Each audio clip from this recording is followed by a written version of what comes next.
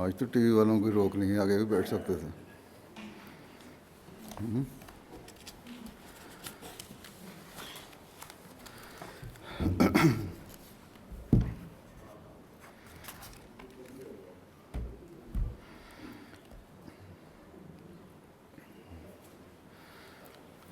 آ جائیں تھوڑا سا آگے پیچھے، باہر سے بھی کسی نے آنے تو آ جائیں گے۔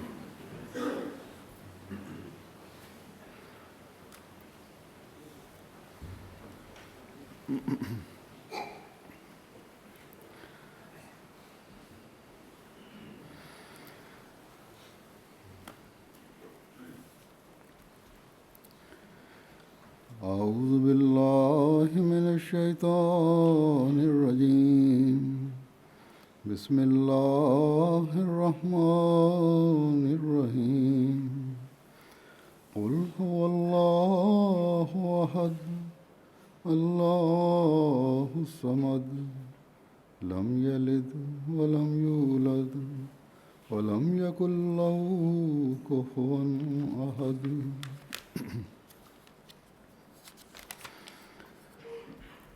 بسم الله الرحمن الرحيم، قل أعوذ برب الفلق من شر ما خلق ومن شر غاسق إذا وقب ومن شر النفاثات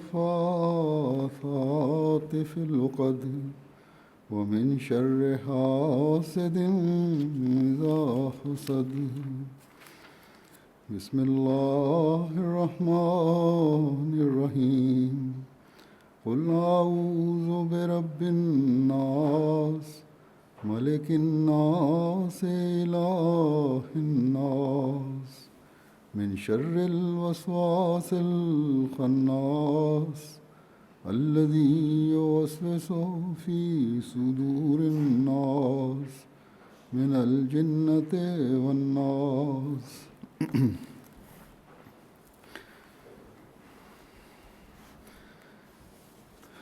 ابھی ان 3 صورتوں کا مختصر درس ہوگا، پھر انشاءاللہ اختتامی دعائیں۔ پہلی صورت جو میں نے تلاوت کی ہے وہ سورہ اخلاص ہے۔ اس میں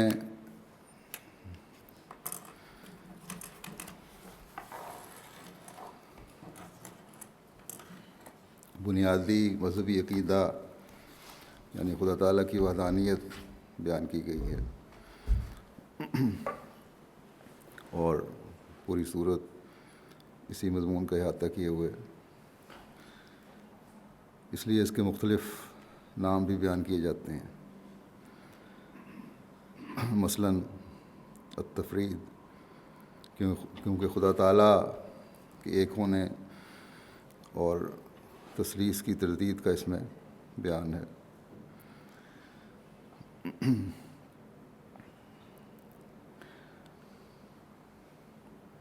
پھر اس کا ایک نام التجرید ہے، اللہ تعالیٰ کے لاسانی ہونے کا اس میں بیان ہے۔ پھر التوحید ہے،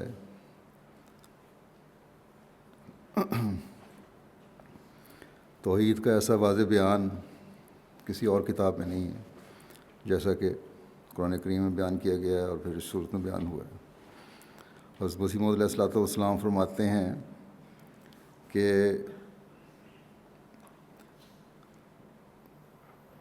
توریت میں خدا تعالیٰ کی صفات کاملہ کا کہیں پورے طور پر ذکر نہیں ہے۔ اگر توریت میں کوئی ایسی صورت ہوتی جیسا کہ قرآن شریف میں قل هو اللہ احد اللہ الصمد لم یلد ولم یولد ولم یکن لہ کفوا احد ہے، تو شاید عیسائی مخلوق پرستی کی بلا سے رک جاتے، لیکن بدقسمتی کے باوجود اس صورت ہونے کے مسلمانوں میں بہت سے ایسے ہیں جو مخلوق پرستی کی بلا میں مبتلا ہیں۔ قبروں کا پوجنا، پیری فقیری. اس لیے حضرت مسیح علیہ السلام نے فرمایا ہے کہ پیر پرست اور ولی پرست نہ بنو، بلکہ ایک احمدی کو پیر بننا اور ولی بننا چاہیے. وہ صفات اپنے اندر پیدا کرو جو ایک ولی اور پیر کے لیے ضروری ہیں. اللہ تعالیٰ سے وہ تعلق پیدا کرو جو تمہیں اس مقام تک لے جائے، اور وہ خالص توحید کی پیدا کرنے سے ملتا ہے. پھر اس کا ایک نام المعرفہ ہے. اللہ تعالیٰ کی معرفت اس کلام کے ذریعے سے حاصل ہوتی ہے. حدیث شریف میں آتا ہے، حضرت جابر سے روایت ہے کہ ایک شخص نے نماز پڑھتے ہوئے سورہ اخلاص کی تلاوت کی تو آن حضرت صلی اللہ علیہ وسلم نے فرمایا اس شخص نے اپنے رب کی معرفت حاصل کر لی. لیکن یہ بھی واضح ہو کہ صحابہ کرام رضوان اللہ علیہم کا قرآن پڑھنا دل کی آواز اور دل کی گہرائی کے ساتھ ہوتا تھا. ایک ایک لفظ کو وہ سمجھتے تھے، پڑھتے تھے، غور کرتے تھے. اور آن حضرت صلی اللہ علیہ وسلم کے قوت کثری کی وجہ سے، آپ کی براہ راست تربیت کی وجہ سے ان کے اندر ایک خوف اور خشیت تھا جس کا اظہار وہ کرتے تھے، اور تبھی پھر یہ معرفت ان کو حاصل ہوتی تھی. پھر اس کا ایک نام الصمد بھی ہے. اس میں اللہ تعالیٰ کی صفت صمد کا ذکر ہے، جس میں اس بات کا ذکر ہے کہ کائنات کا ہر ذرہ اللہ تعالیٰ کا محتاج ہے. صمد اس چیز کو کہتے ہیں جس کی طرف مشکل وقت میں مدد کے لیے جایا جائے، جس سے مشکل وقت میں مدد طلب کی جائے.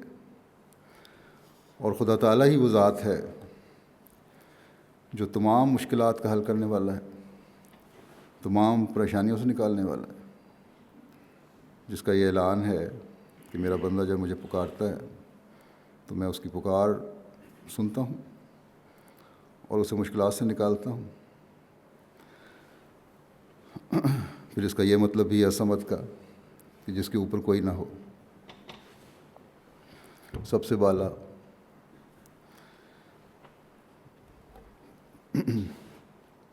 پھر اس صورت کا نام سورۃ الاساس بھی ہے، یعنی وہ صورت جس پر بنیاد ہو. ایک حدیث میں ہے رسول کریم صلی اللہ علیہ وسلم نے فرمایا کہ 7 آسمانوں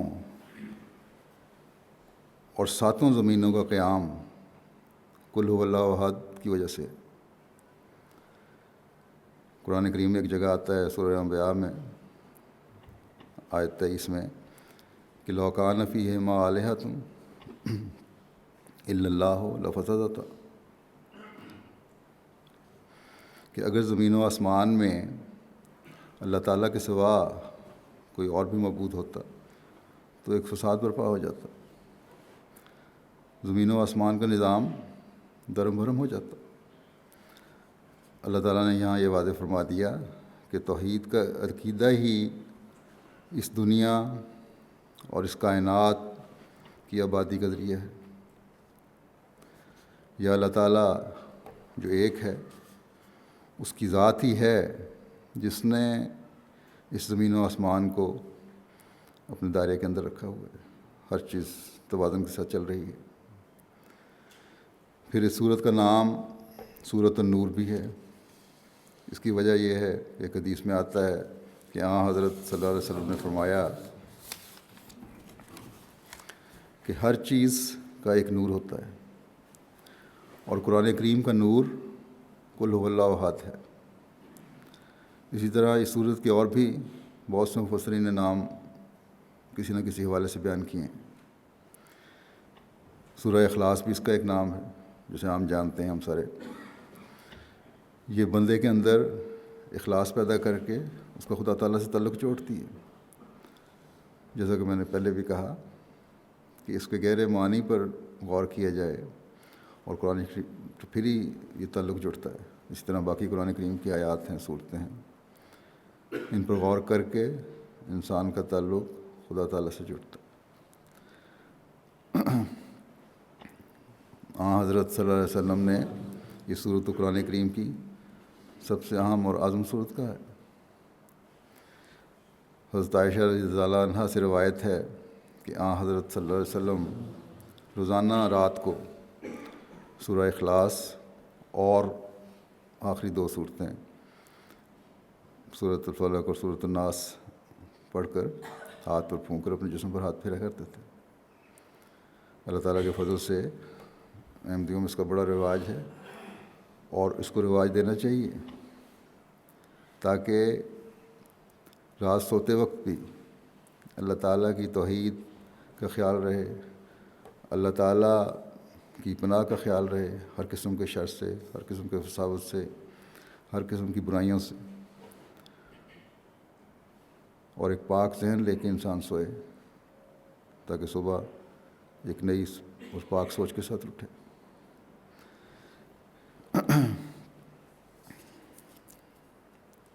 اس صورت کی اہمیت کے بارے میں حضرت مسیح موعود علیہ الصلوۃ والسلام فرماتے ہیں کہ الضالین کے مقابل آخر کی 3 صورتیں ہیں۔ سورہ فاتحہ میں جو الضالین آئی ہے اس کے مقابل سورہ فاتحہ کے مقابل آخر کی 3 صورتیں ہیں۔ اصل تو قل هو اللہ ہے اور باقی دونوں صورتیں اس کی شرح ہیں۔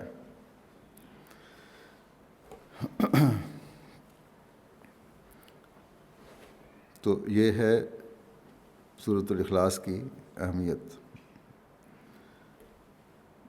اصل میں اس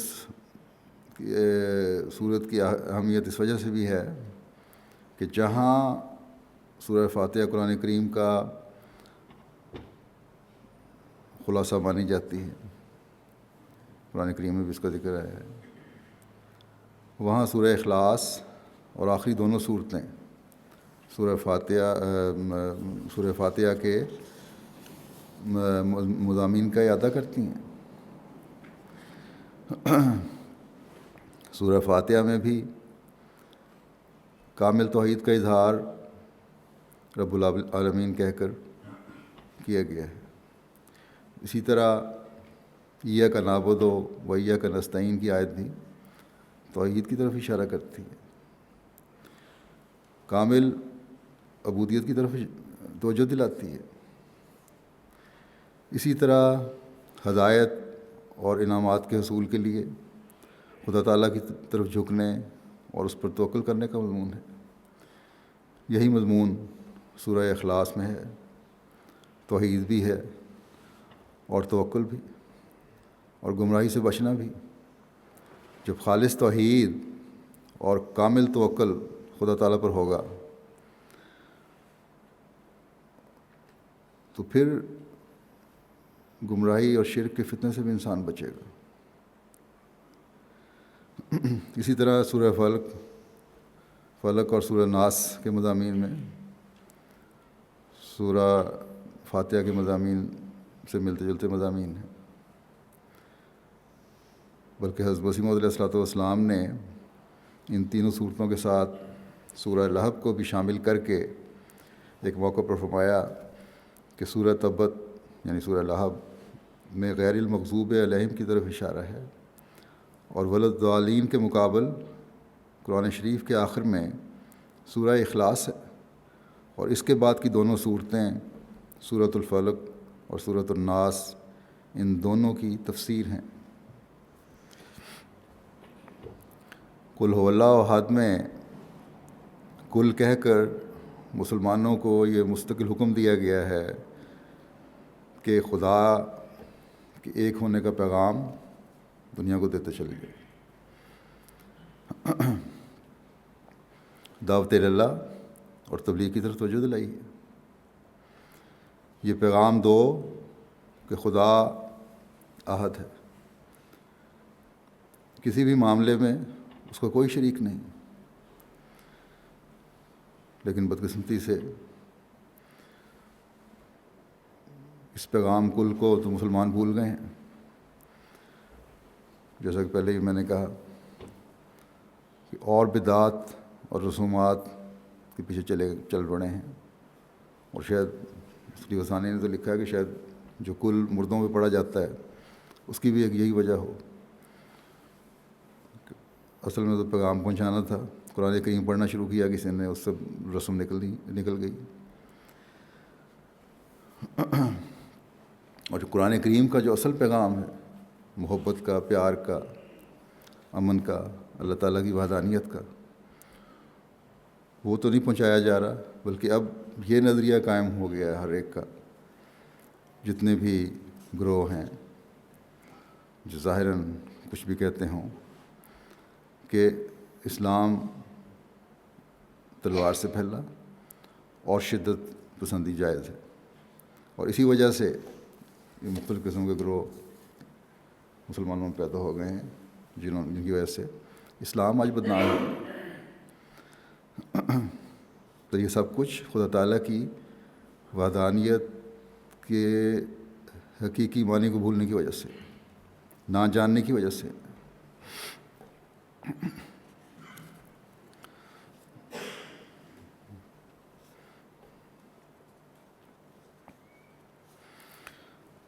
خدا تعالیٰ کے لیے واحد کا لفظ بھی استعمال ہوا ہے. اقرب جو عربی لغت ہے اس میں احد اور واحد کے فرق کو بیان کرتے ہوئے لکھا ہے کہ احد خدا تعالیٰ کی اپنی ذات میں، خدا تعالیٰ کے اپنی ذات میں ایک ہونے کا اعلان ہے، اور اس کے ساتھ کسی شریک ہونے کا سوال ہی پیدا نہیں ہوتا. یہ خیال ہی نہیں آ سکتا کہ وہ شریک اس کا ہو سکتا ہے احد کے لفظ سے. لیکن واحد کا لفظ جب بولا جاتا ہے تو وہاں صفات میں واحد ہونا مراد ہے، یعنی اپنی صفات میں کامل ہے، اس کے علاوہ کوئی اور وجود نہیں جو اپنی صفات میں کامل ہو.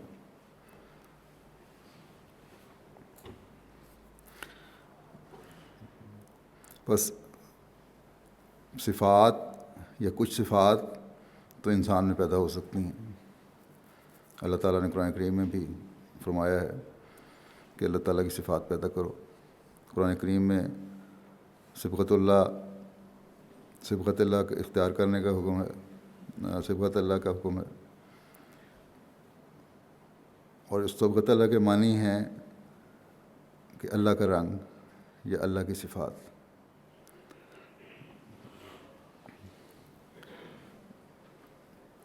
بخاری کی ایک حدیث بھی ہے، حضرت صلی اللہ علیہ وسلم نے فرمایا کہ اللہ تعالیٰ نے آدم کو اپنی صورت پر پیدا کیا ہے. اللہ تعالیٰ کا آدم کو اپنی صورت پر پیدا کرنا صفات الہیہ کا مظہر بننے کی طرف ہی اشارہ ہے. بس انسان بعض صفات یا اللہ تعالیٰ کی صفات ایک حد تک پیدا کر سکتا ہے، اور ایک مومن کو اس کے لیے کوشش بھی کرنی چاہیے. لیکن ان صفات کی کاملیت خدا تعالیٰ کی ذات میں ہی ہے، اس کو کوئی مقابلہ نہیں کر سکتا. بس اللہ واحد کا مطلب یہ ہوگا کہ اللہ تعالیٰ وہ بالا ہستی ہے جو تمام مخلوق کا پیدا کرنے والا ہے، اور اللہ واحد وہ ہے جس کا جب ذہن میں تصور ابھرے تو اس کے مقابلے پر کوئی اور تصور نہ ابھرے. پھر فرمایا اللہ الصمد، اللہ وہ ہے جو بے احتیاج ہے، سب اس کے محتاج ہیں، وہ کسی کا محتاج نہیں. صمد اس چیز یا ذات کو بھی کہتے ہیں جس سے اوپر کوئی چیز نہ ہو، کوئی ذات نہ ہو. وہ ہمیشہ رہنے والی ذات ہے، وہ بلند ہستی ہے جس کی طرف ضرورت کے وقت مدد کے لیے جایا جاتا ہے، جس کی پناہ میں آیا جاتا ہے، جو تب بھی تھا جب کچھ نہیں تھا، اور وہ سکھ بھی ہوگا جب تمام مخلوق ختم ہو جائے گی۔ بس اس آیت اللہ الصمد میں یہ بیان کیا گیا ہے کہ ہر چیز کا مدار اور انحصار اللہ تعالیٰ پر ہے، اور صرف کائنات میں، زمین و آسمان میں خدا تعالیٰ کی ذات ہے جو ہمیشہ سے ہے اور ہمیشہ رہے گی، جو آزاد ہے اور اس سے ہر چیز مانگی جاتی ہے۔ بس یہ وہ طاقتور خدا ہے جس کی موجودگی میں اور کسی خدا کی ضرورت نہیں۔ یہ وہ خدا ہے جس کی صفات کی کوئی حد نہیں۔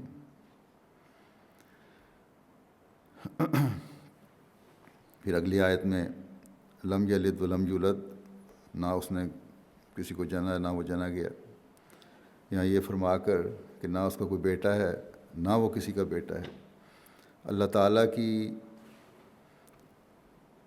کہ ایک ہونے، احد ہونے کا اعلان کیا گیا ہے۔ الصمد ہونے کا مزید اظہار کیا گیا ہے، یعنی اللہ تعالیٰ تمام ضرورتوں سے بالا ہے، کیونکہ کسی حاجت مند کو ہی مدد کی ضرورت ہوتی ہے، اور اللہ تعالیٰ تو الصمد ہے، اس کو تو کسی مدد کی ضرورت نہیں ہے، اس کی طرف مدد کے لیے جایا جاتا ہے۔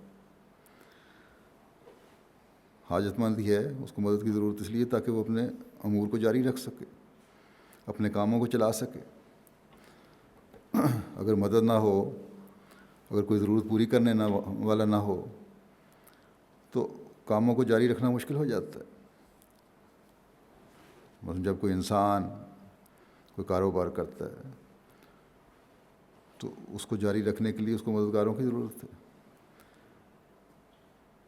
اس کو اپنے کاروبار کو جاری رکھنے کے لیے اس کی خواہش ہوتی ہے کہ میری اولاد بھی ہو، آگے نسل چلے جو میرے کام کو سنبھالنے والی ہو۔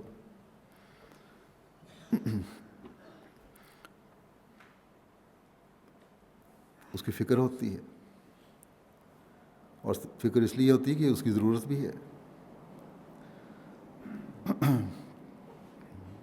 جبکہ کائنات میں اس کائنات میں جس میں ہم ہیں، یہ سب کارخانہ قدرت چل رہا ہے، ہر چیز جو ہے اپنے وقت پر اپنے کام کر رہی ہے، ہر کام اپنے وقت پر سر انجام پا رہا ہے۔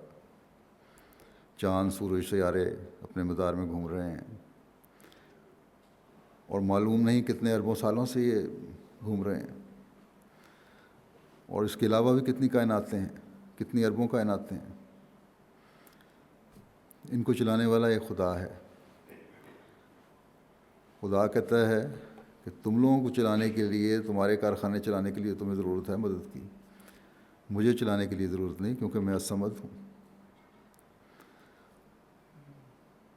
اور کیونکہ اس کو موت نہیں ہے، کیونکہ وہ الصمد ہے، اس کو کسی کی احتیاج کی ضرورت نہیں ہے، اس لیے اس کو کسی اولاد کی بھی ضرورت نہیں، نہ خواہش ہے نہ ضرورت ہے جیسے انسانوں کو ہوتی ہے اپنے کام چلانے کے لیے۔ اور جب آئندہ اس کارخانہ قدرت کو چلانے کے لیے کسی مدد اور اولاد کی ضرورت نہیں، کیونکہ وہ ہمیشہ رہنے والا ہے، تو بس اس سے یہ بھی ثابت ہوتا ہے کہ اس کا بھی کوئی باپ نہیں، وہ کسی کا بیٹا نہیں، اس کو کسی نے جنا نہیں، اور ازل سے ہے اور ابد تک رہے گا۔ ہر ایک کو فنا ہے، اس کو فنا نہیں۔ پھر آخری آیت میں سورت کی وَلَمْ يَكُن لَّهُ كُفُوًا أَحَدٌ، کہ اس کی صفات میں اس کا کوئی بھی شریک کار نہیں۔ کفو مثیل اور برابر کا درجہ رکھنے والے کہتے ہیں۔ مفردات امام راغب نے لکھا ہے کہ کفو اس کو کہتے ہیں جو کسی کا ہم مرتبہ ہو۔ یہاں اللہ تعالیٰ نے کسی ممکنہ شک کا بھی ازالہ فرما دیا جو پچھلی آیات سے پیدا ہو سکتا تھا۔ کہ شاید خیال ہو کہ ایسی بھی کوئی ہستی ہو سکتی ہے یا ہو جو یہ صفات رکھتی ہو کہ ایک ہو، لازوال ہو، مکمل ہو، اپنے کام میں آزاد ہو، نہ وہ کسی کا بیٹا ہو نہ باپ ہو۔ اللہ تعالیٰ فرماتا ہے کہ خدا تعالیٰ جیسی کوئی چیز، کوئی ذات ہے ہی نہیں اور ہو بھی نہیں سکتی۔ جیسا کہ میں نے پہلے بھی بیان کیا ہے کہ اللہ تعالیٰ نے سورہ انبیاء میں فرمایا ہے کہ اگر ایسی دو ہستیاں بھی ہوتی تو ایک فساد پڑ جاتا، کیونکہ اگر ایک جیسی ہیں تو اس کا مطلب ہے کہ ایک ان میں سے ایک کام کر رہی ہے، ایک بیکار بیٹھی ہے، اور اگر دونوں ایک جیسا کام کر رہی ہیں تو اس کو ویسے بھی عقل نہیں مانتی کہ جو ہے فضول چیز ہے اور اس میں پھر اختلاف رائے بھی ہو سکتا ہے، اور جب یہ ہوگا تو پھر فساد پڑے گا۔ بیکار بیٹھی ہوگی ایک ہستی تب فساد پڑے گا کہ میں نے کام کرنا ہے۔ سیاروں ستاروں کی گردش اور کشش میں تو معمولی تبدیلی بھی کائنات کو تباہ کر سکتی ہے، بس اختلاف رائے ذرا سا بھی ہو جائے تو یہ تو ایک ایسا بڑا فساد ہے جیسا اللہ تعالیٰ نے فرمایا کہ کائنات تباہ و برباد ہو جائے۔ بس یہ توازن جو ہے، یہ توازن کا نظام جو ہے، یہ بھی ایک خدا کے ہونے کی دلیل ہے جو سب طاقتوں کا مالک ہے۔ بس یہ صورت خدا تعالیٰ کی کامل اور مکمل وحدانیت کا اعلان کرتی ہے، اور دوسرے مذاہب کی اس بات کو رد کرتی ہے کہ خدا تعالیٰ کی مدد کے لیے کوئی اور خدا بھی ہے، یا خدا تعالیٰ نے کوئی بیٹا بنایا ہے، یا اور معبود بنائے ہوئے ہیں کام کرنے کے لیے رکھے ہوئے ہیں ساتھی، بلکہ اس بات کی بھی نفی کرتی ہے کہ کوئی روح یا مادہ یا کوئی بھی چیز اللہ تعالیٰ کے ساتھ قائم رہ سکے۔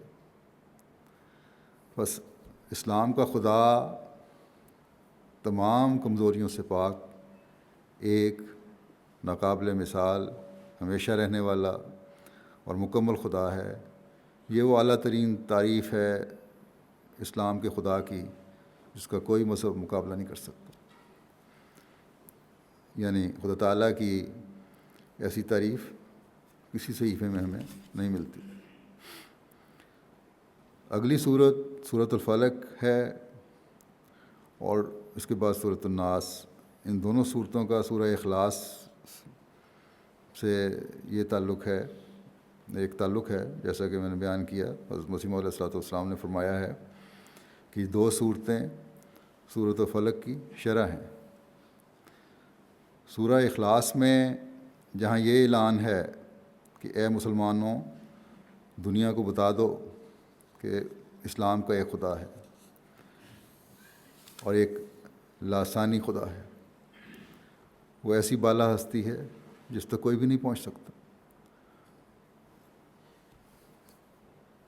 کوئی معبود اس کے سوا نہیں ہے۔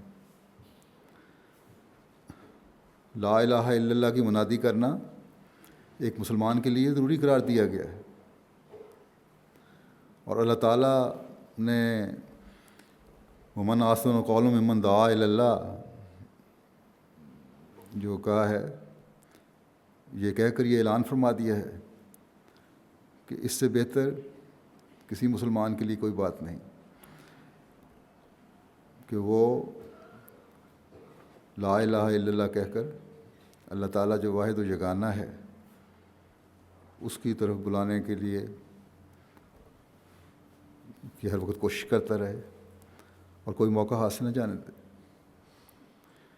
ان صورتوں میں جو سورۃ الفلق اور سورۃ الناس کے نام سے جانی جاتی ہیں، اس بات کی طرف ہی توجہ دلائی گئی ہے کہ تم خدا تعالیٰ کی طرف بلانے کے لیے، بلانے کے کام کو بلا خوف و خطر کرو اور کرتے چلے جاؤ۔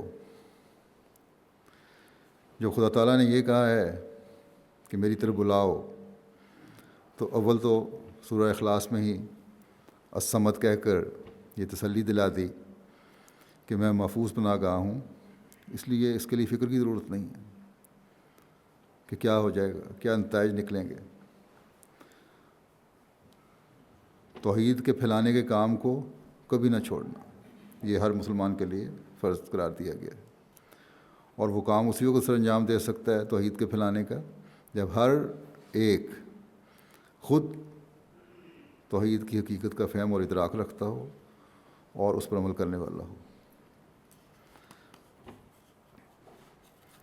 پھر ان صورتوں میں یہ بھی فرمایا کہ کسی ظالم، کسی آمر، کسی بادشاہ سے ڈرنے کی ضرورت نہیں، یہ توحید کے پھیلانے کے اہم کام کو کرتے چلے جاؤ، کیونکہ اس کائنات کے انتظام و انصرام کے صرف ایک ہی مالک ہے اور وہ سب طاقتیں رکھتا ہے، اور اپنے سچے بندوں کی، حقیقی بندوں کی، تعلیم کی پیروی کرنے والوں کی، اپنے نام پھیلانے والوں کی ہر نقصان اور دکھ سے حفاظت کرتا ہے اور اپنے انعامات سے نوازتا ہے۔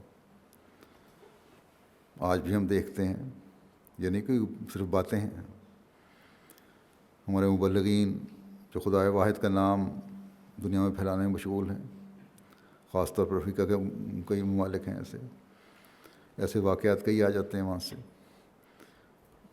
کہ اللہ تعالیٰ غیر معمولی طریقے پر ان کی حفاظت فرماتا ہے۔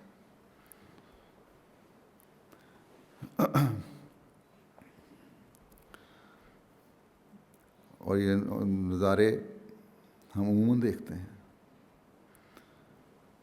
اگر بظاہر کہیں کچھ نقصان نظر بھی آتا ہو تو اللہ تعالیٰ ایسے نقصان کے بدلے میں سینکڑوں گنا انعامات سے نوازتا ہے، اور جنتوں کی جان کا بھی خطرہ ہو تو پھر جنتوں کی بشارت دیتا ہے، اور ایسی بشارتیں ہیں کہ جن کو سن کر، جن کو دیکھ کر ایک مومن ہر وقت ہر قربانی کے لیے تیار رہتا ہے، اور خدا کی راہ میں تکلیفیں بھی پھولوں کی سیج نظر آتی ہیں۔ بہرحال یہ ایک الگ مضمون ہے، اس کا قرآن کریم میں کئی جگہ بیان بھی ہوا ہے، اس کی تفصیل میں تو اس وقت نہیں جایا جا سکتا۔ اس وقت ان 3 صورتوں کے بارے میں بیان کر رہا ہوں۔ ان صورتوں میں مومنوں کو اس طرف توجہ دلائی گئی ہے کہ سیدھے راستے سے ہٹنے سے بچنے اور طاغوتی طاقتوں اور شیطانوں کے حملے کے شر سے بچنے کے لیے جو مادی نقصان بھی پہنچا سکتی ہیں، روحانی ترقی میں روک کا باعث بھی بن سکتی ہیں، خدا تعالیٰ کی پناہ میں آنے کی کوشش کرو۔ تمہاری مادی نقصان سے بچنے کے لیے بھی، تمہاری روحانی ترقی کے لیے بھی خدا تعالیٰ کی پناہ ہی اصل پناہ ہے، اس کے علاوہ کہیں جاؤ گے نقصان اٹھاؤ گے۔ اس لیے جیسا کہ بیان ہوا کہ حضرت صلی اللہ علیہ وسلم رات سونے سے پہلے یہ صورتیں پڑھا کرتے تھے۔ آپ صلی اللہ علیہ وسلم کو تو خدا تعالیٰ نے ابتدا سے اور ہمیشہ کے لیے شیطان کے مس سے پاک کر دیا۔ آپ نے فرمایا تھا کہ میرا شیطان تو مسلمان ہو گیا، جو ہر شخص کے ساتھ لگا ہوا ہے، اس میں کی رگوں میں خون کی طرح دوڑ رہا ہے۔ اصل میں تو آپ کی دعائیں امت کے لیے تھیں، اور امت کو بتانے کے لیے تھیں کہ یہ دعائیں اور ان صورتوں کے مضامین کی طرف توجہ تمہیں توحید پر قائم رکھے گی اور دنیاوی جاہ و حشمت اور روب دجال سے بچائے گی۔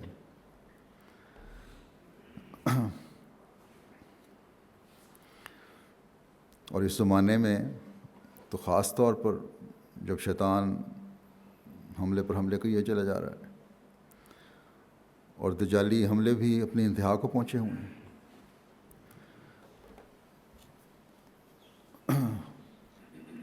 اور مسیح موعود علیہ الصلوۃ والسلام کو خدا تعالیٰ نے ان سے بچانے کے لیے بھیجا ہے، ان حملوں سے.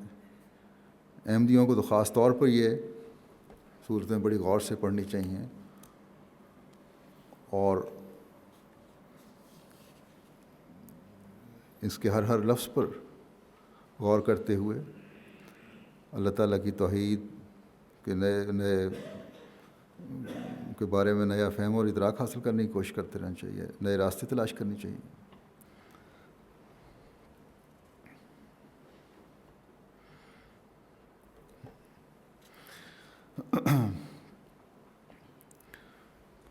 سورۃ الفلق جو ہے اس میں فلق کے معنی ہیں صبح ہونا، پاؤں پھٹنا، تمام مخلوق بھی اس کا معنی ہے. جہنم بھی ہے، کسی سچائی کو چھپانے کے بعد اس کا ظاہر ہونا بھی اس کے معنی میں آتا ہے.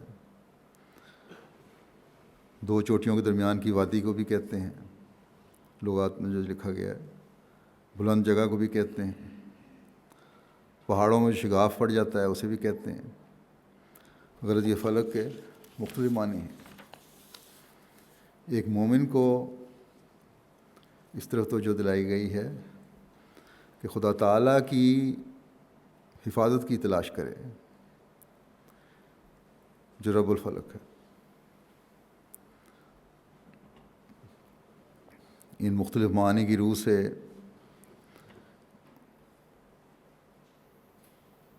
ان دعاؤں کی طرف توجہ دلائی گئی ہے جو ایک مومن کو ہمیشہ اللہ تعالیٰ سے کرتے رہنا چاہیے. ایک مومن یہ دعا کرے کہ اسلام پر اندھیرا زمانہ گزر جانے کے بعد جب طلوع صبح ہو، مسیح موعود کا ظہور ہو، تو پھر اللہ تعالیٰ اپنے وعدے کے مطابق اس صبح کو جاری رکھے. اگر مسلمان یہ دعا کرتے ہیں اور کریں تو اللہ تعالیٰ یقیناً انہیں صحیح راستے پر چلائے گا اور مسیح موعود کی آمد کی خبر دے. یہی ہے دن صراط المستقیم میں اللہ تعالیٰ نے فرمایا ہے.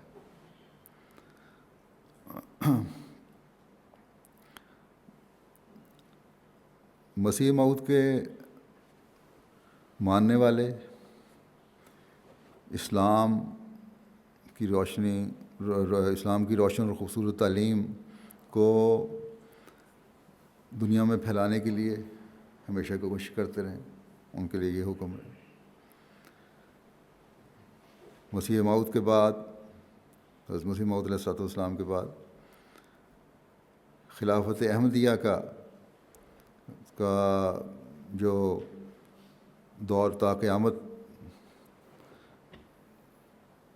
جاری رہنا ہے اس کے لیے دعا ہے کہ اللہ تعالیٰ تا قیامت اپنی پوری آب و تاب کے ساتھ یہ دور خلافت احمدیہ کو چمکتا رکھے اور اسلام اپنی فتوحات کی منازل طے کرتا چلا جائے. یہ دعا کرے ایک مومن کہ خدا تعالیٰ اسے ہر مخفی اور ظاہر شر سے محفوظ رکھے. ہر اس شر سے جو کسی بھی جسمانی کمزوری کی وجہ سے ہے، موروثی ہے، ماحول کی وجہ سے ہے. ماحول بھی بڑا اثر ڈالتا ہے کمزوریوں پر. علم میں کمی کی وجہ سے ہے یا کسی بھی طرح کے دوسرے شر ہیں جو انسان کی زندگی کو متاثر کرنے والے ہیں، ان سے پناہ مانگے.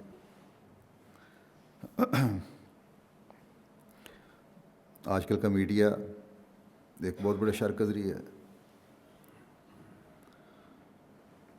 جو خدا تعالیٰ سے دور لے جانے والے ہیں.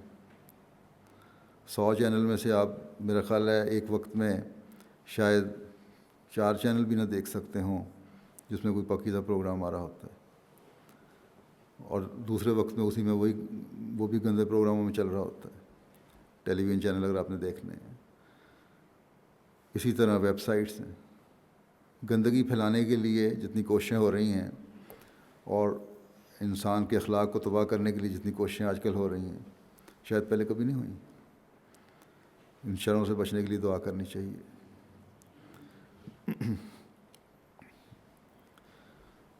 پھر مخالفین احمدیت اور اسلام کے بہت اعتراضات ہیں، ان کا شر ہے.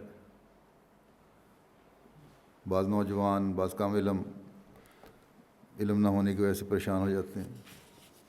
اس لیے ایک تو علم کو بڑھا کر بھی شر کا مقابلہ کرنا چاہیے. یہاں اس کے معنی بھی یہی ہیں کہ کسی بھی قسم کے علم کی کمی کے شر سے بھی اللہ تعالیٰ بچائے.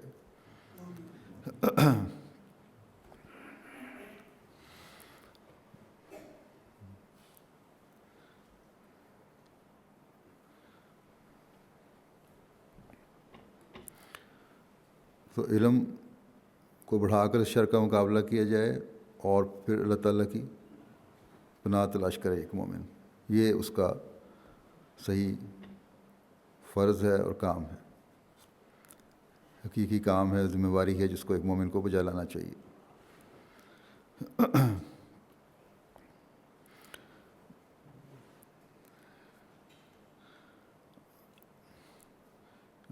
قل اعوذ برب الفلق من شر ما خلق کی دعا اس لیے سکھائی ہے کہ شر سے بچنے کے لیے خدا تعالیٰ کا سہارا بہت ضروری ہے. اللہ تعالیٰ کے علاوہ اور کوئی نہیں جو انسان کو برائیوں سے شر سے بچا سکے. اس لیے ایک مومن کو یہ دعا کرنی چاہیے کہ اللہ تعالیٰ اسے دنیا میں بھی جہنم کے عذاب سے بچائے اور اگلے جہان میں بھی. دنیا کی لہو و لعب، بیماریاں، تکلیفیں ایک قسم کی جہنم ہی ہیں جو انسان کی بے چینی کا باعث بنتی ہیں ایک وقت میں جا کے. بعض برائیوں کی وجہ سے بعض بیماریاں پیدا ہو جاتی ہیں. اب آج کل جو دنیا میں ایڈز کی بیماری ہے وہ برائیوں کی وجہ سے پیدا ہوتی ہے اکثر جہاں جہاں بھی ہے، جو مستقل پھر یہ بیماریاں جو ہیں مستقل ایک جلن کی کیفیت رکھتی ہیں.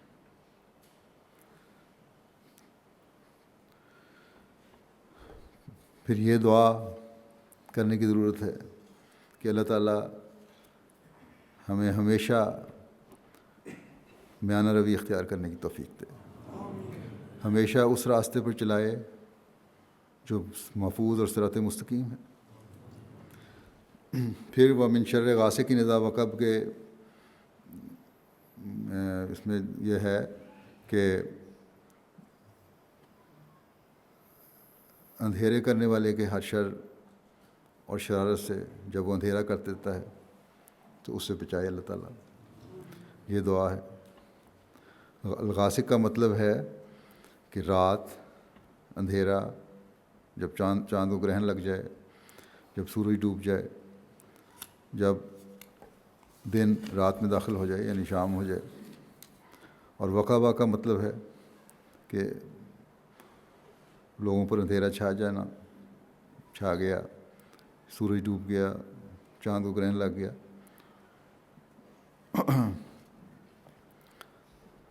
پھر پہاڑوں کی دراڑوں کا بھی مطلب ہے اس میں ان شرور کا ذکر ہے جب سچائی کی روشنی بجھ جائے گی اور گناہوں کے اندھیرے اور ناانصافی اور ظلم کی حکمرانی ہو جائے گی.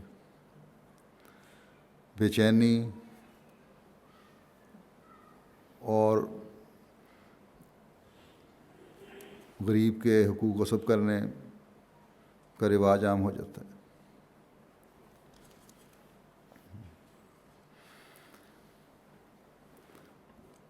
ہر طرف اندھیرا نظر آئے گا اور امید کی کوئی کرن باقی نہ رہے گی. بس جب ایسے حالات میں مومن اللہ تعالیٰ کی پناہ میں آتے ہوئے اسے دعا کرے گا تو وہ سورج جو حضرت صلی اللہ علیہ وسلم کے آنے سے طلوع ہو کر تمام جہان کی روشنی کا باعث بنا، وہ دوبارہ طلوع ہوگا، آپ کی غلامی میں ہی آپ کا غلام آئے گا۔ بس حقیقی مومن وہی ہے جو اس اندھیرے کو دیکھ سکے اور محسوس کر سکے۔ یہ روحانی نظام میں خرابی کا اندھیرا ہے۔ ایک درد دل سے دعا کرنے والا مومن جو ہے وہی اس کے شر سے بچ سکتا ہے۔ اس زمانے میں جب مادیت نے اندھیرے کے جال پھیلائے ہوئے ہیں، مسلمانوں کی روحانی حالت بھی بد سے بدتر ہو رہی ہے۔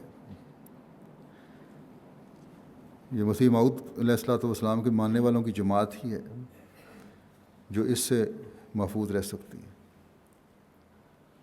بشرطے کہ وہ اس حقیقت کو، اس دعا کو سمجھنے والے اور جاننے والے ہوں، بشرطے کہ حضرت مسیح موعود علیہ الصلوۃ والسلام کی بیعت کا حق ادا کرنے والے، آپ کی تعلیم پر عمل کرنے والے ہوں، اور اللہ تعالیٰ سے اس اندھیرے اور ظلمات کے شر سے بچنے کی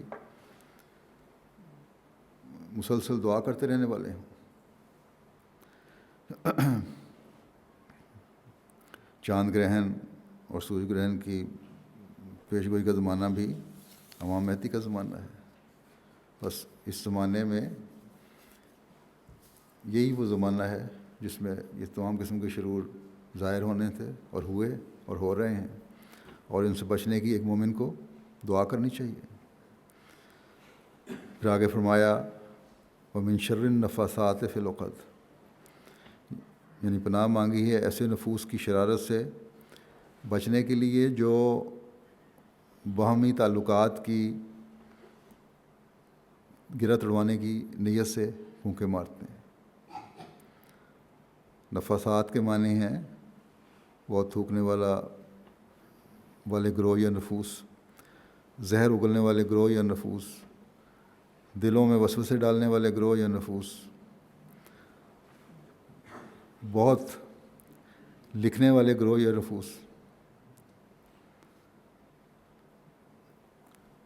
اور العقد کے معنی ہیں کسی شہر پر حکومت، ملک پر حکومت، جاگیر یا گرہ لگانے کی جگہ، گرہ وہ بیعت جو حکمرانوں کے ہاتھ پر کی جائے، یا روحانی نظام میں خلافت کے ہاتھ پر کی جائے،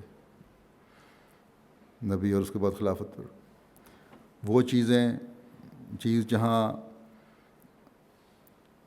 کافی وسائل ہوں اور انسان کا سہارا ہو، وہ بھی یہ کہلاتا ہے۔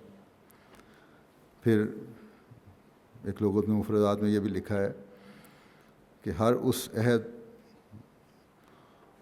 اور امر کو عقد کہیں گے جس کی خلاف ورزی نہ کی جا سکتی ہو۔ بس ان معنوں کی روح سے اس آیت کا مطلب یہ ہے کہ اللہ تعالیٰ کی پناہ میں آؤ ایسے شیطان صفت لوگوں کے مشوروں اور باتوں سے جو غلط قسم کے مشورے اور باتیں کانوں میں پھونکیں یا پھونکتے ہیں، جو انتہائی پاکیزہ اور خالص عہدوں اور دوستیوں کو توڑوانے کی کوشش کرتے ہیں، جو عہد بیعت توڑوانے کے لیے تمہارے دلوں میں پھونکے مارتے ہیں، رکھنے ڈالتے ہیں، جو لوگوں کو اس سوچ کے ساتھ ابھارتے ہیں اور ان کے جذبات کو کسی نہ کسی بہانے انگیز کرنے کی کوشش کرتے ہیں کہ وہ حکام اور نظام سے نافرمانی کریں، قوانین اور قواعد کو توڑیں، اپنے عہد بیعت کو توڑیں، جیسا کہ میں نے پہلے کہا، بغاوت کریں. یہ وہ لوگ ہیں جو جماعت میں بے چینی اور بدامنی پھیلانا چاہتے ہیں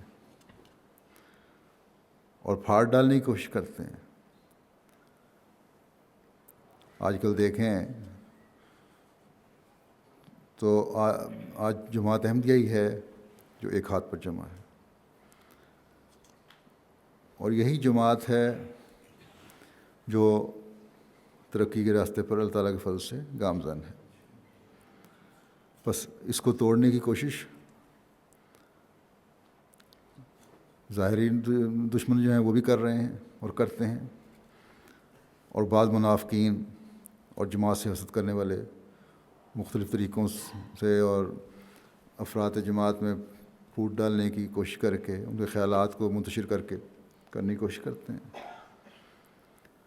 بس جیسا کہ میں نے پہلے بھی کہا کہ ہر احمدی ہر وقت اللہ تعالیٰ کی پناہ میں رہنے کے لیے دعا کرے، اور اسی دعا کی ضرورت ہے آج کل، تاکہ اپنی ان پھونکے مارنے والوں کی جو پھونکے ہیں، جو مختلف طریقوں سے جماعت میں پھاڑ ڈالنا چاہتے ہیں، جماعت کو کمزور کرنا چاہتے ہیں، ان سے خود بھی محفوظ رہیں اور اپنے ماحول کو بھی محفوظ رکھیں. جماعت تو اللہ تعالیٰ کے فضل سے ترقی کرتی ہے اور کرے گی انشاءاللہ، لیکن یہ پھونکے ڈالنے والے جو افراد میں جو بے چینی پیدا کرتے ہیں، اس سے ایک وقتی طور پر ماحول میں بے چینی پیدا ہوتی ہے. اصل میں جماعت کی یہ ترقی دیکھ کر حسد کی آگ ہے جو انہیں جلا رہی ہے ان ایسے لوگوں کو. اس لیے اللہ تعالیٰ نے انسان کی اس فطرت کو سمجھتے ہوئے آگے حسد کے شر سے بچنے کے لیے دعا سکھائی ہے. وَمِن شَرِّ حَاسِدٍ اِذَا حَسَد، کہ ہمیں ہر حاسد کے شر سے بچا جب وہ حسد کرنے پر تل جاتا ہے. حاسد ایسے شخص کو کہتے ہیں جو دوسرے کی نعمت کو دیکھ نہیں سکتا اور چاہتا ہے کہ اس کی نعمت چھن جائے اور اس سے چھن جائے اور حاسد کو مل جائے. بس مختلف قسم کے شرور سے بچنے کی دعا مانگنے اور اللہ تعالیٰ کی پناہ میں آنے کی دعا مانگنے کے بعد اس صورت کے آخر میں حاسد کے شر سے بچنے کی دعا بھی مانگی گئی ہے. انسان کا مختلف قسم کے خطرات اور مشکلات سے واسطہ پڑتا ہے، اور خاص طور پر جب ایک مومن سچائی کی روشنی اور حق دنیا میں پھیلانے کی کوشش کرتا ہے تو پھر تمام قسم کی طاغوتی طاقتیں، شیطانی طاقتیں اس پر ہر طرف سے حملہ کرتی ہیں یا کرنے کی کوشش کرتی ہیں. اور جب وہ ترقی کی طرف قدم بڑھا رہا ہوتا ہے مومن، تو شیطان صفت اس کے راستے میں شدت سے روکیں ڈالنے کی کوشش کرتے ہیں. جب کامیابیاں حاصل ہو رہی ہوتی ہیں تو حاسدین اس کو، ایک مومن کو، اس کے محنت کے پھلوں سے محروم کرنا چاہتے ہیں. بس ایسے زمانے میں جب حاسدین کا شر انتہا کو پہنچ گیا ہو اور پہنچ جاتا ہے تو اللہ تعالیٰ فرماتا ہے کہ رب الفلق کی تلاش کرو جو تمہیں کامیابیاں عطا فرمائے اور حاسدین کے شر سے بچائے. بس عالم اسلام کے لیے بھی ہم نے دعا کرنی ہے، کیونکہ عالم اسلام پر بھی، چاہے وہ مسلمان نام کے ہی ہوں،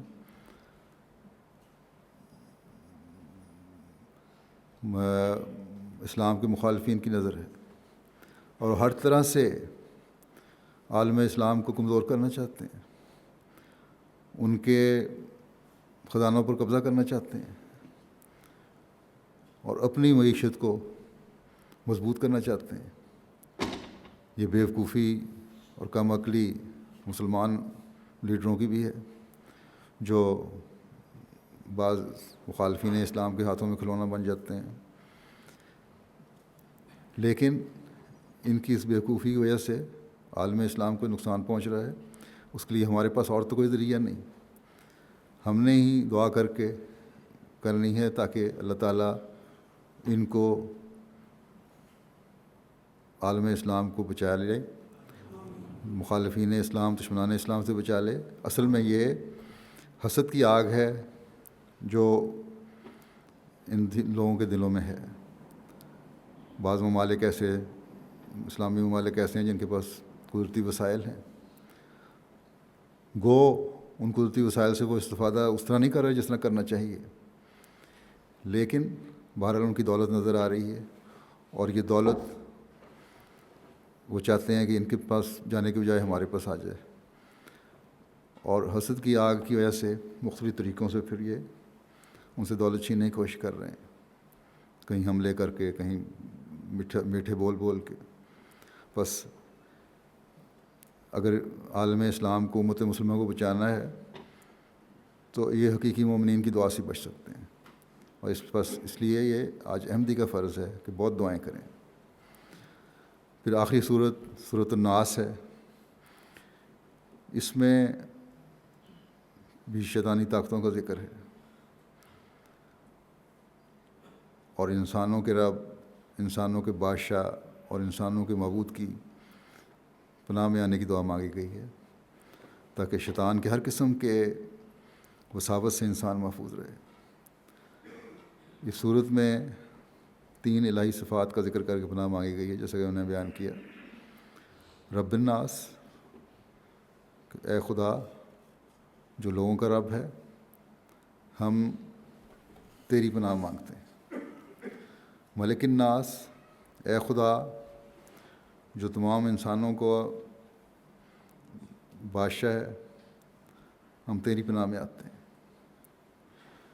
اور الہ الناس، اے خدا جو معبود ہے، سب کا معبود ہے، ہم تیری پناہ مانگتے ہیں۔ تو یہ 3 صفات ہیں جن کا واسطہ دے کر دعا مانگی گئی ہے اور پناہ مانگی گئی ہے، ایک بہت بڑے شر سے جو انسان کی تباہی کا باعث بنتا ہے، اور وہ شر ہے شیطان کا وسوسہ ڈالنا، اس کے پیچھے بھی بیان ہو چکا ہے۔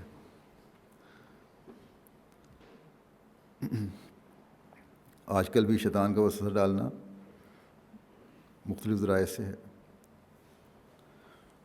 اور ایک ذریعہ ان میں سے، جیسا کہ پہلے میں نے کہا،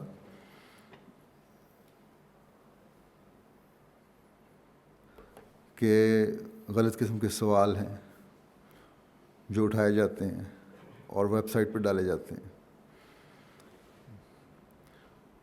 اور ویب سائٹ میں ڈال کے مختلف طریقوں سے، خاص طور پر ان لوگوں کو جن میں علم میں کمی ہے، ان کو وسوسوں میں مبتلا کرنے کی کوشش کی جاتی ہے۔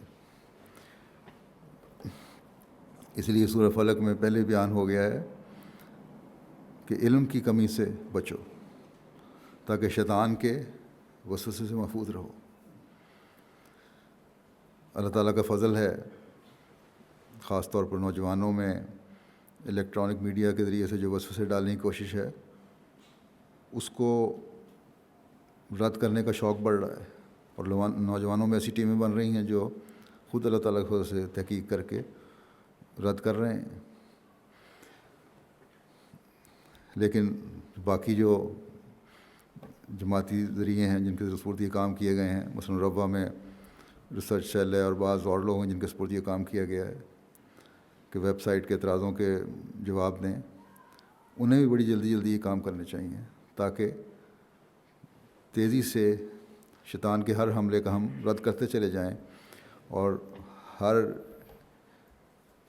احمدی کو، ہر مومن کو ایک تو جواب سامنے آ جائے، دوسرے کسی بھی قسم کے وسوسے کا اگر اثر پیدا ہو رہا ہے تو وہ زائل ہو جائے۔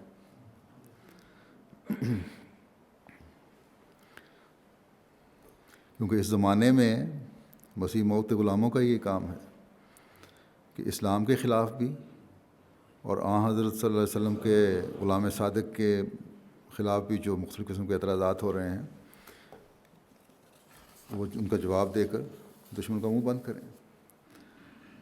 بہرحال یہ وسوسے کا شر ہے جو مختلف ذریعوں سے پھیلایا جاتا ہے، اور شیطان نے اپنے مختلف ذرائع اس کے لیے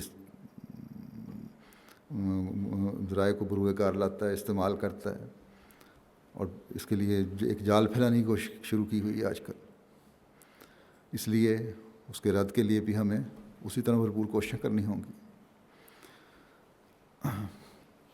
اس صورت میں ان 3 پناہوں کا ذکر اس لیے کیا گیا ہے کہ شیطان 3 طرح سے گناہوں پر ابھارتا ہے۔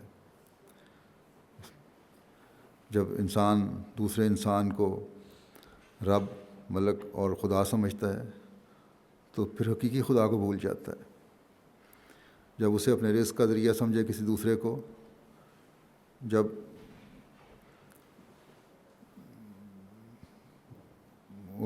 دوسرے انسان کی غیر ضروری فرمانبرداری اور حکومت اپنے پر قائم کرے، جب انسان کسی دوسرے انسان کی غیر ضروری محبت میں گرفتار ہو جائے، یا محبت کے نام پر اس ہر بات ماننا شروع ہو جائے، یا اپنا رزق کا ذریعہ سمجھتے ہوئے اس کی ہر بات ماننا شروع ہو جائے، تو پھر اس سے شر پھیلتے ہیں۔ اس میں ایک مومن کو تلقین کی گئی ہے کہ تمام چیزوں کا دینے والا، ضروریات پوری کرنے والا صرف اللہ تعالیٰ کو سمجھے، اور وہ صرف خدا کے آگے ہی کامل فرمانبرداری کا اظہار کرے اور اس کے حکموں پر عمل کرنے کی کوشش کرے۔ یہی ایک حقیقی مومن کی شان اور نشانی ہے،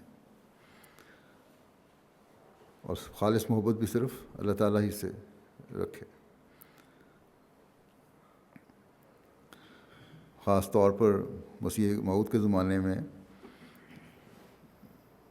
یہ شر جب اپنی انتہا کو پہنچے ہوئے ہیں، ان سے بچنے کے لیے ایک مومن کو، ایک حقیقی احمدی کو یہ کوشش کرنی چاہیے، کیونکہ یہی زمانہ ہے جس میں خدا خوفی کی کمی ہے، اور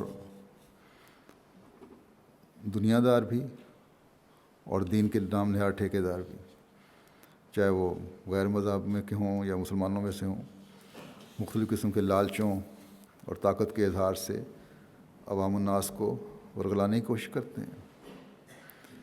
ایک احمدی کو آج اللہ تعالیٰ کی ربوبیت کے اظہار اور اسے اپنے اوپر لاگو کرنے کی ضرورت ہے کہ ہر چیز کا دینے والا اور پرورش کرنے والا، پالنے والا صرف ایک خدا ہے۔ اپنی کامل فرمانبرداری اللہ تعالیٰ کے احکامات پر عمل کرتے ہوئے دکھانے کی ضرورت ہے کہ اس کے بغیر ایمان کامل نہیں ہوتا۔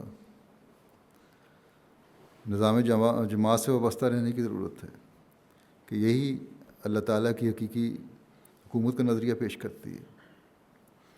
خالص ہو کر اللہ تعالیٰ کا عبد بننے اور عبادتوں کے معیار بلند کرنے کی ضرورت ہے کہ اس کے بغیر خدا نہیں ملتا، اور کامل عبد بنے بغیر انسان شیطان کے حملوں سے نہیں بچ سکتا۔ بس ان دنوں میں بہت زیادہ دعائیں ایک احمدی کو کرنی چاہیے، اور اس خدا تعالیٰ کی وحدانیت اور اس کی پناہ میں آنے کا حقیقی فہم و ادراک حاصل کرنے کی کوشش کرنی چاہیے۔ اب ان باتوں کے بعد، مختصر وضاحت کے بعد، اب میں دعاؤں کی طرف آتا ہوں۔ آج ان شاء اللہ تعالیٰ یہاں تو یہ آخری روزہ ہے، امریکہ میں کل عید ہو چکی ہے، اور ایشیا کے بعض ممالک میں آج عید ہو رہی ہے، بلکہ میں نے سنا ہے کہ یورپ میں بھی بعض لوگوں نے شاید 28 روزوں کے بعد عید کر لی ہے۔ لیکن بہرحال ہماری انشاءاللہ عید کل ہوگی، اور آخری دن ہے آج، اور اس پہ روایت آخری دن بعض دعائیں بھی کی جاتی ہیں درس کے بعد، وہ آپ کے سامنے میں رکھتا ہوں۔ ہمیشہ ان دعاؤں کو یاد رکھیں۔ سب سے پہلے تو حضرت صلی اللہ علیہ وسلم کی آل کے لیے دعا کریں. مسلمانوں میں بے تحاشا ایسے ہیں جو حضرت صلی اللہ علیہ وسلم کی آل سے منسوب ہوتے ہیں، لیکن ان کو مسیح موعود کو ماننے کی توفیق عطا نہیں ہوئی. اللہ تعالیٰ ان کو اس حق کو پہچاننے کی توفیق عطا فرمائے، ان کی دنیا و آخرت سنوارے.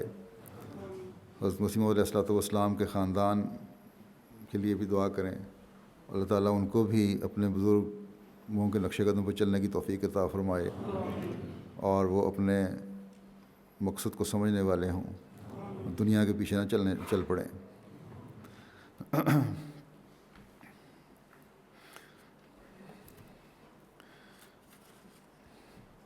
عالم اسلام کے لیے جیسے پہلے میں نے کہا، عمومی دعائیں کہ خدا انہیں باہمی اتحاد اور ہمدردی عطا فرمائے اور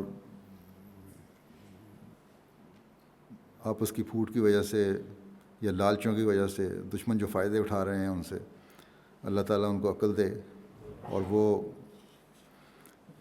اللہ تعالیٰ کی طرف جھکنے والے ہوں، خدا واحد کو پہچاننے والے ہوں تاکہ دشمن کے شر سے بچیں. اللہ تعالیٰ کے آگے جھکتے ہوئے، توبہ کرتے ہوئے اس سے گڑ گڑا کر مانگیں تاکہ اللہ تعالیٰ ان پر رجوع پر رحمت ہو. نظام جماعت عالمگیر کے لیے اور تمام احباب و خواتین جماعت عالمگیر کے لیے دعائیں کریں. اللہ تعالیٰ ہر ایک کو ہر شر سے بچائے، ہر احمدی کو اپنا عہد بیعت پورا کرنے کی توفیق عطا فرمائے، اسے نظام جماعت سے چمٹائے رکھے.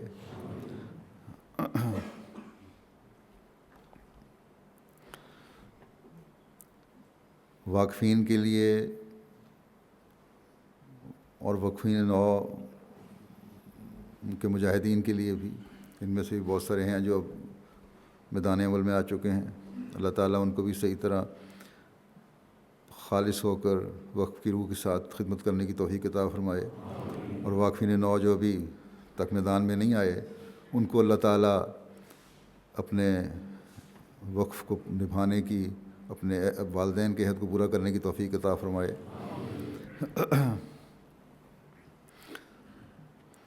دجال کے فتنے کے شر سے بچنے کے لیے کہ خدا تعالیٰ اس کی ہر قسم کی چالوں سے ہر احمدی کو، ہر مومن کو محفوظ رکھے، ان کے برے ارادوں سے بچائے اور بلکہ تمام دنیا کے لیے بھی کہ امن عالم کو تباہ کرنے کی اور برائیوں کی طرف لے جانے کی جو کوششیں ہیں، تباہی کی طرف لے جانے کی جو کوششیں ہیں، ان سے اللہ تعالیٰ بچا کے رکھے. حالات آج کل بہت خطرناک ہیں، جس طرح تیزی سے خطرناکی کی طرف بڑھ رہے ہیں، بعید نہیں کہ جنگ عظیم کا پیش خیمہ ہوں یہ حالات. اس لیے بہت زیادہ دعاؤں کی ضرورت ہے.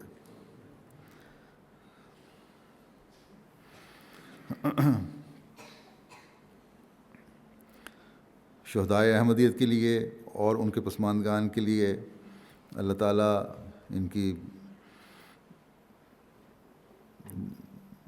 خود حفاظت فرمائے، ان پسماندگان کی اپنی حفاظت میں رکھے، ہر شر سے محفوظ رکھے.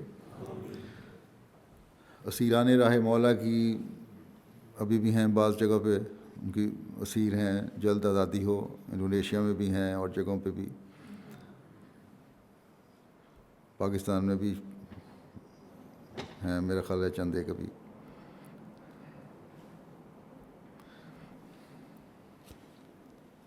پھر اسی طرح انفرادی طور پر بھی مختلف قسم کے مسائل میں جو دو چار ہیں لوگ، ان کے لیے دعا کریں اللہ تعالیٰ ان کے مسائل کو حل کرے.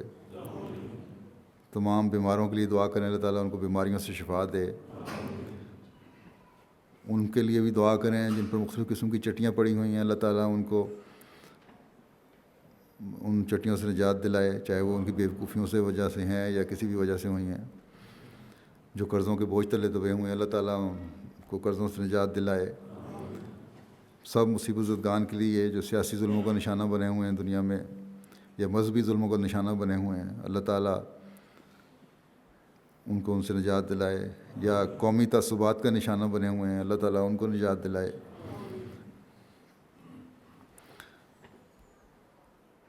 پھر اسی طرح دنیا کے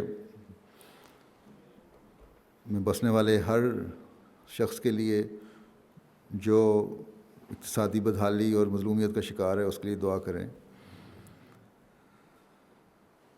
اور آج کل تو یہ بہت زیادہ تیزی سے بڑھتا چلا جا رہا ہے، خودکشی کے رجحانات جو بڑھ رہے ہیں وہ بھی اسی وجہ سے ہیں کہ اقتصادی بدحالی بہت زیادہ بڑھ رہی ہے۔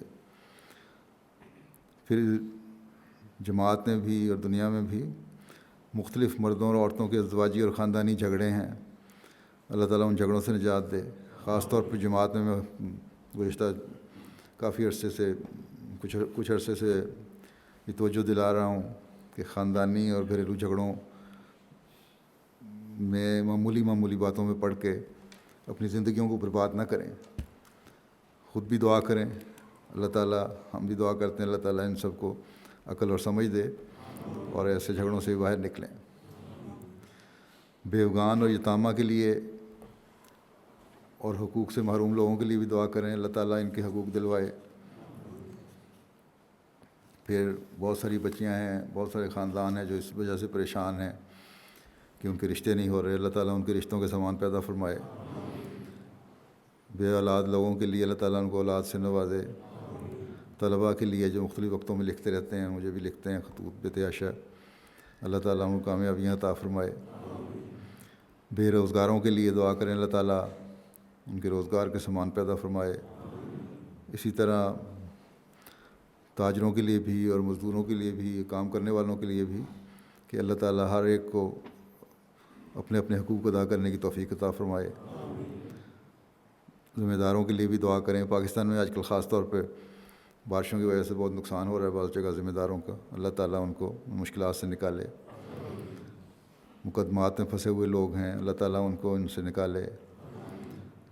درویشان قادیان اور اہل ربا کے لیے دعا کریں، اللہ تعالیٰ درویشان قادیان نے ایک لمبا عرصہ درویشی میں گزارا اور تکلیف اور مشکلات میں گزارا، اب اللہ کے فضل سے وہ اس حالات سے تو نکل گئے ہیں، لیکن بہرحال یہ قربانی ہے جو انہوں نے دی۔ اللہ تعالیٰ ان کی اولادوں کے لیے بہت دعا کرنے کی ضرورت ہے، اللہ تعالیٰ ان کی اولادوں کو اپنے بزرگوں کی نیکیوں کو قائم رکھنے کی توفیق عطا فرمائے، اور وہ اس بات کو سمجھنے والے ہوں کہ ہمارے بزرگوں کی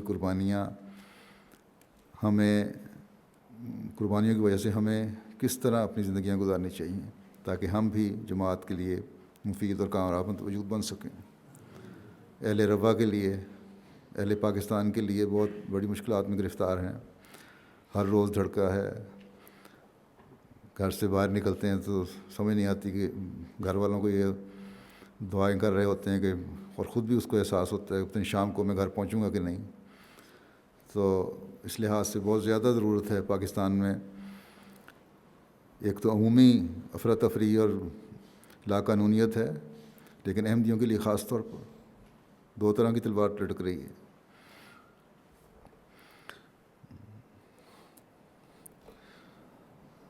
اسلام کے نام پر ستائے جانے والوں کے لیے دعائیں کرنے کی ضرورت ہے۔ سب سے پہلے تو اس میں جماعت احمدیہ ہی شامل ہے، جس کو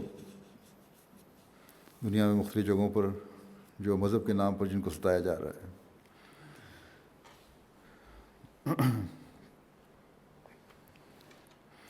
جماعت کے ابتلاؤں کے دور کے ختم ہونے کے لیے بہت زیادہ دعاؤں کی ضرورت ہے، اللہ تعالیٰ یہ دور جلد ختم فرمائے۔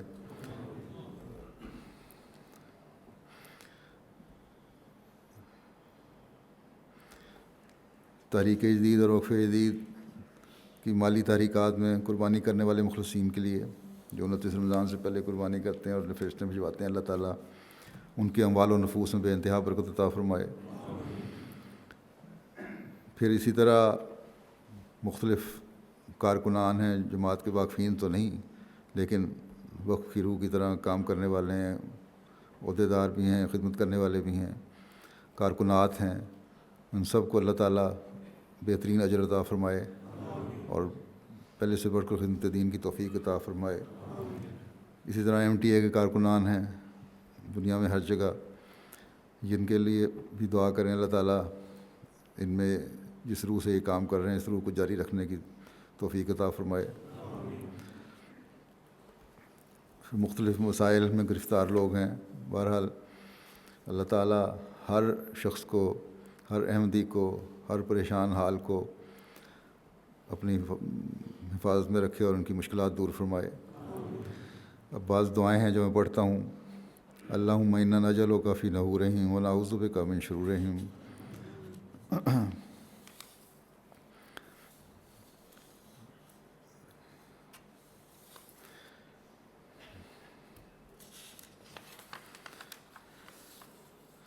اللہم انی اسألک حبک وحب من یحبک والعمل الذی یبلغنی حبک۔ اللہم اجعل حبک احب الی من نفسی و اہلی ومن الماء البارد۔ اے میرے اللہ، میں تجھ سے تیری محبت مانگتا ہوں اور ان لوگوں کی محبت جو تجھ سے پیار کرتے ہیں، اور اس کام کی محبت جو مجھے تیری محبت تک پہنچا دے۔ اے میرے خدا، ایسا کر کہ تیری محبت مجھے اپنی جان، اپنے اہل و عیال اور ٹھنڈے شیریں پانی سے زیادہ پیاری اور اچھی لگے۔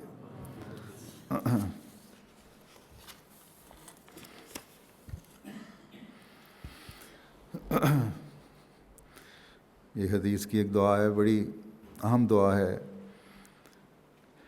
اے میرے اللہ، تو ہمیں اپنا خوف عطا کر جسے تو ہمارے اور گناہوں کے درمیان روک بنا دے، اور ہم سے تیری نافرمانی سرزد نہ ہو، اور ہمیں اطاعت کا وہ مقام عطا کر جس کی وجہ سے تو ہمیں جنت میں پہنچا دے، اور اتنا یقین بخش کہ جس کی وجہ سے دنیا کے مصائب تو ہم پر آسان کر دے۔ اے میرے اللہ، ہمیں اپنے کانوں، اپنی آنکھوں اور اپنی طاقتوں سے زندگی بھر صحیح فائدہ اٹھانے کی توفیق دے، اور ہمیں اس بھلائی کا وارث بنا، اور جو ہم پر ظلم کرے اس سے تو ہمارا انتقام لے، جو ہم سے دشمنی رکھتا ہے اس کے برخلاف ہماری مدد فرما، اور دین میں کسی ابتلا کے آنے سے بچا، اور ایسا کر کہ دنیا ہمارا سب سے بڑا غم اور فکر نہ ہو، اور نہ یہ دنیا ہمارا مبلغ علم ہو، یعنی ہمارے علم کی پہنچ صرف دنیا تک ہی محدود نہ ہو، اور ایسے شخص کو ہم پر مسلط نہ کر جو ہم پر رحم نہ کرے اور مہربانی سے پیش نہ آئے۔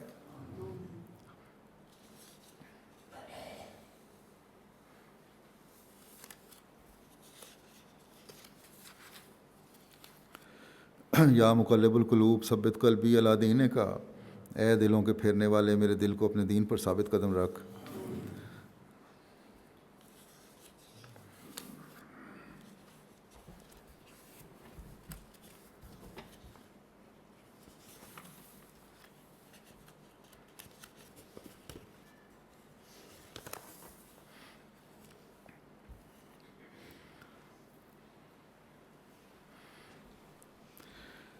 یہ دعا بھی حضرت مسیح علیہ الصلوۃ والسلام کی ایک دعا ہے جو کرنی چاہیے۔ حضرت مسیح علیہ السلام نے اپنی مہمات میں تنہائی کے زمانے میں درد دل سے خدا تعالیٰ کے حضور انصار دین عطا کیے جانے کے لیے دعا کی تھی، جس کا ذکر حضرت مولانا نور الدین صاحب خلیفۃ المسیح اول کے نام اپنے خط میں کیا ہے۔ رب آتینی من لدنک انصارا فی دینک واذھب عنی حزنی واصلح لی شانی کلہ لا الہ الا انت۔ اے میرے رب، مجھے اپنے حضور سے اپنے دین کے لیے معاون مددگار عطا کر، اور میرے غم کو دور کر دے، اور میرے سارے کام درست فرما دے کہ تیرے سوا کوئی معبود نہیں۔ بس آج جو ہم بیعت کا دعویٰ کرنے والے ہیں، ہمیں اس کوشش کرنی چاہیے کہ اللہ تعالیٰ کے دین کے لیے حضرت مسیح علیہ السلام کے انصار میں شامل ہوں۔ پھر دعا ہے رب فرق بین صادق و کاذب۔ اے میرے خدا، صادق اور کاذب میں فرق کر کے دکھلا، تو جانتا ہے کہ صادق اور مصلح کون ہے۔ پھر ایک دعا ہے، الہامی ہے، اس کی بہت ضرورت ہے، آج کل پڑھنی چاہیے۔ یا رب فسمہ دعائی و مزق ادائی کا و ادائی و انجز وعدہ کا ونصر عبدہ کا و ارنا ایامہ کا و شاہر لنا حسامہ کا ولا تذر من الکافرین شریرا۔ اے میرے رب العزت، میری دعا سن، اور اپنے دشمنوں اور میرے دشمنوں کو ٹکڑے ٹکڑے کر دے، اور اپنا وعدہ پورا کر، اور اپنے بندے کی مدد کر، اور ہم کو اپنے عذاب کے دن دکھا، اور اپنی تلوار ہمارے لیے سونت لائے، یعنی دشمنوں کے لیے جو دشمنی سے باز نہیں آنے والے، ان کے لیے عذاب کے دن ہی ہوں۔ پھر اور اپنی تلوار ہمارے لیے سونت کر دکھا، اور نہ چھوڑ کافروں میں سے کسی شریر کو۔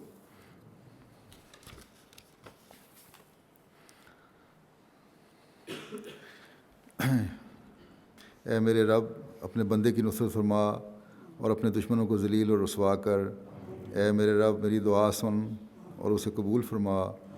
کب تک تجھ سے اور تیرے رسول سے تمسخر کیا جاتا رہے گا؟ اور کس وقت تک یہ لوگ تیری کتاب کو جھٹلاتے اور تیرے نبی کے حق میں بد کلامی کرتے رہیں گے؟ اے ازلی ابدی خدا، میں تیری رحمت کا واسطہ دے کر تیرے حضور فریاد کرتا ہوں۔ پھر آپ کی ایک دعا ہے، اے رب العالمین، میں تیرے احسانوں کا شکریہ ادا نہیں کر سکتا۔ تو نہایت ہی رحیم و کریم ہے، تیرے بے غایت مجھ پر احسان ہے۔ میرے گناہ بخشتہ میں ہلاک نہ ہو جاؤں۔ میرے دل میں اپنی خالص محبت ڈال تا مجھے زندگی حاصل ہو، اور میری پردہ پوشی فرما، اور مجھ سے ایسے عمل کرا جن سے تو راضی ہو جائے۔ میں تیرے وجہ کریم کے ساتھ اس بات سے بھی پناہ مانگتا ہوں کہ تیرا غضب مجھ پر وارد ہو۔ رحم فرما، رحم فرما، رحم فرما، اور دنیا و آخرت کی بلاؤں سے مجھے بچا، کیونکہ ہر ایک فضل و کرم تیرے ہی ہاتھ میں ہے۔ آمین ثم آمین۔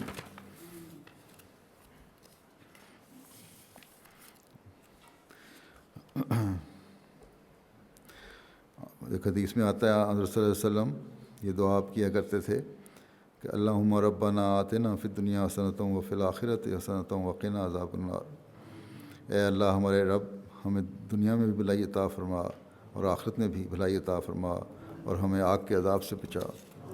دعا کر لیں۔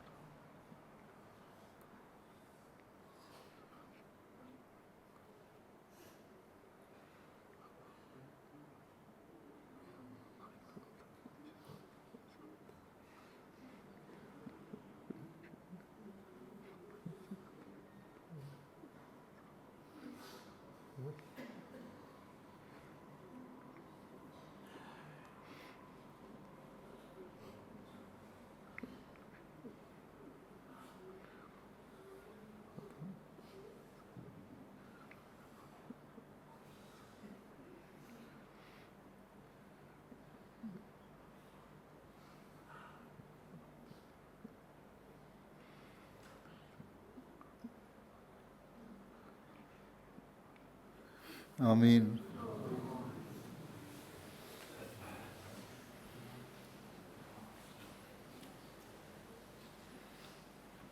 وضو جنہوں نے کرنا ہے کر رہے ہیں، جا کے اس کے بعد نماز کے لیے آ جائیں۔